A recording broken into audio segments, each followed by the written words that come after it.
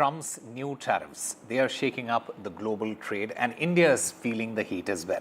A 10% tariff on all US imports started today, April 5th, 2025, with India facing a 26% duty, rising to 27% by Tuesday. Remember, the US is our biggest export market, $83 billion last year. So what's the fallout? And could India turn this into an opportunity? Electronics, textiles, pharma and agriculture, India's key exports could take a hit. Meanwhile, a major automaker, Jaguar Land Rover, has announced that it's pausing US shipments in the wake of these tariffs. Experts warn of a 0.3% GDP dip and a weaker rupee. But with China facing 54% duties, could India steal the spotlight in trade? Well, Trump tariffs have tanked the trade worldwide. What's next? But more importantly, what's next for India? We'll go to our guests to understand this, but before that, let's take a look at this report by my colleague, Rishabh Bhatnagar. What we're hearing from official government sources on the ongoing tariff war that's happening at a global scale is the fact that India is not looking at any option to join any sort of a bloc to retaliate against US's tariffs. That is not an option that India is exploring at this point in time. What we are looking at, though, is that there are certain anti-dumping concerns that have come in, given the fact that there are higher tariffs on neighboring competitive economies, competing economies that compete with us across various sectors like electronics, chemicals, etc. The government is very keenly looking at any anti-dumping concerns that might come up and will retaliate to those anti-dumping concerns as and when that is required. We're also seeing that overall the government is hopeful that India will come out on top of this tariff war, given the fact that higher tariffs have been slapped on competing economies as well. Also, very notably, the FY26 exports number for India is set to go up despite all of the global volatility that is happening on account of the tariff wars. FY25 over FY24 was still flat, but FY26 we're seeing an uptake come in as well. What we're also hearing from official sources is that India will work calmly despite several economies of scale that have actually retaliated against the US. India continues to have that first mover advantage, given that there is a bilateral trade agreement negotiation that is currently underway. And what we're also hearing, interestingly, is that sectors like marine products and gems and jewelry, these are sectors that had highlighted concerns given the tariff imposition on India by the US. The government said it will handhold these sectors, it will support them to find newer shores. It's not like their products will be lower in demand or there will be some sort of an issue for them, but they will diversify and find newer markets to sell their products to. What we're also seeing is that India is currently in talks with several countries, about 7 of them, to explore FTAs. All 7 countries are developed economies that India is sort of fast-tracking negotiations with. The UK, US, EU, Bahrain and Qatar are also 2 countries that India is currently exploring bilateral and rather free trade agreements with. That's what we're hearing from official sources so far, and we will continue to track this global trade war and its impact on India. All right, we'll try and understand what it means for India. Trump tariff has tanked the trade worldwide. What is next and what is next for India? To understand this better, I have Mr. Ajay Bagga, trade and market expert. I also have Willem Buter, independent economic advisor and former professor of economics with me here. Mr. Bagga, let me start by asking you this. Do you feel that this ongoing tariff war may just benefit Indian exporters? Why I say that? Because considering that the US has imposed higher tariffs on competitors like China, Vietnam and Indonesia.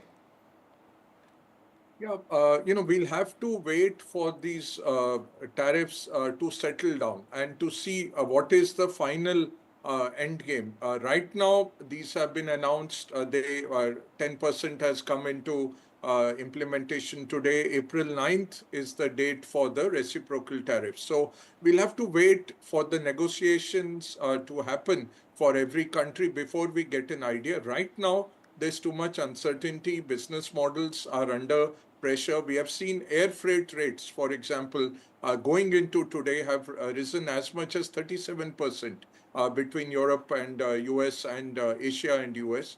Importers have been trying to get in as much goods as they could before the tariffs came in.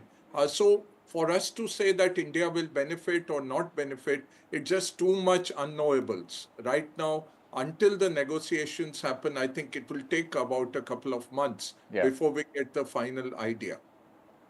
All right.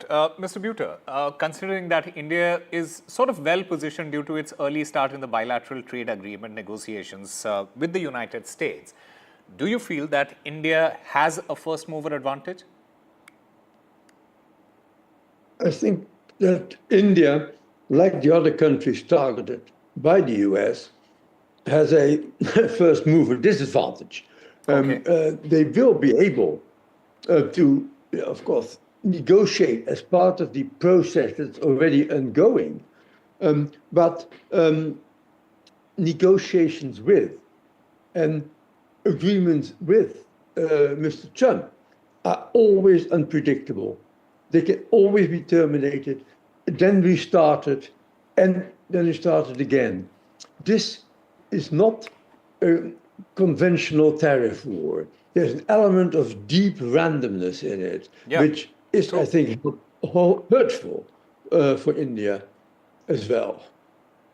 Absolutely. And, before I ask any other question, I also want to understand from you, Mr. Buter, given the relationship that Donald Trump and Prime Minister Modi share, could that be seen as a positive? Having said that, we all know how unpredictable Donald Trump is, but still, will it be a factor? Well, it won't hurt. But remember, Mr. Trump always emphasizes his excellent relationship with Xi Jinping, and they were hit with 34%. Yeah. Other countries that the US says has a good relations with the US and good personal relations with Mr. Trump are also on the high list. So I think these personal contacts and mutual appreciation makes negotiations somewhat easier, but the outcome will still be driven by Trump's perception of American national advantage, which is deeply protectionist. Yeah. Mr. Bagga, we are just starting to witness the fallout of these tariffs. Today, Jaguar Land Rover, they announced that they are pausing US shipments in the wake of these traffics.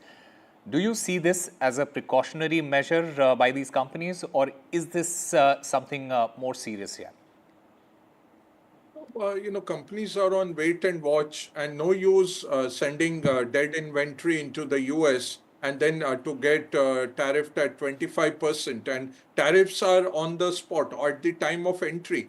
You will pay that tariff, and then you have that inventory sitting on your lots. Better to route that inventory elsewhere. We saw Stellantis shutting down a couple of lines in Canada and Mexico. They have laid off some 900 US workers. And this is the interesting part. We have precedent from 2018-19 when, say, steel tariffs were brought in. 1,000 jobs were saved in the steel sector, but 75,000 jobs in the US went cut down in the sectors that use steel because the tariffs came in. Same way when Chinese appliances were tariffed, the pricing went up. The cost of Chinese imports didn't go up. Chinese managed to hold the cost, but the price to the US consumer went up. When furniture was tariffed, again in 2018-19, the price doubled. It was a 1:1 hike in the US, and furniture makers in the US went out of business, which doesn't make straightforward economic sense. But if you see the unknowables, the unknowns working, eventually it hurts manufacturing. So all the premises on which these tariffs have been based. Germany and Japan, for example, have run a trade surplus for the last 40 years, 60 years. They have seen their manufacturing employment go down. It's Yeah. not that if you tariff, your manufacturing employment will go up. So these are very fallacious arguments that have been used to put these tariffs, and it will hurt the economy, it will lead to higher inflation, it will destroy aggregate demand, and it will bring in global instability, which is what the markets are what? They are forward discounting mechanisms. Markets are telling you we see trouble ahead, that's why we are falling. That's what we are seeing. Okay, okay. Many experts, they're warning that there might be a 0.3% GDP dip as far as India is concerned. There are also estimates that a 26 to 27% tariff could shave off 30 to 90 basis points from India's growth, potentially dropping it from 6.5 to 7%, which is right now, to 5.5 to 6%. Now, this is modest compared to more export-dependent economies like Vietnam. But, Mr. Bagga, it's still quite significant. Yeah, it's significant, but again, I'll say we don't know. We don't know if a bilateral trade agreement will happen with India. They're saying by autumn we should get that. We don't know if some exclusions come in tomorrow. You mentioned pharma, for example. Pharma, the issue for Trump is Ireland. The issue is Switzerland has no tariffs on US. He's put 31% on Switzerland. So Yeah. the prices of the secondary market of Swiss watches have shot up. I don't know why 31% is put on Switzerland. He's saying 5 million people in Ireland are producing $100 billion of pharma exports into the US. So how is that happening? Why are US pharma companies headquartered in Ireland? It's a tax haven. That's what happened over the last 10 years. Now you want them to move back. It will take time. India has $9 billion of pharma, but those are generics which are helping the US healthcare bill stay low. If you Yeah. tariff it at 25%, your healthcare costs go up. But the Indian generics will go because they're still the most competitive in the world, and the US generic producers can't produce at the cost which India is providing. So Yeah. we'll still get Yeah. that. But Vietnamese making apparel, making shoes, 530,000 Vietnamese work for Nike. And all of a sudden 25% or 46% in Vietnam terms comes in. I don't know how that will. So for us, I don't think this 0.3, 0.5 is irrelevant. We'll get an idea in the next 6 months.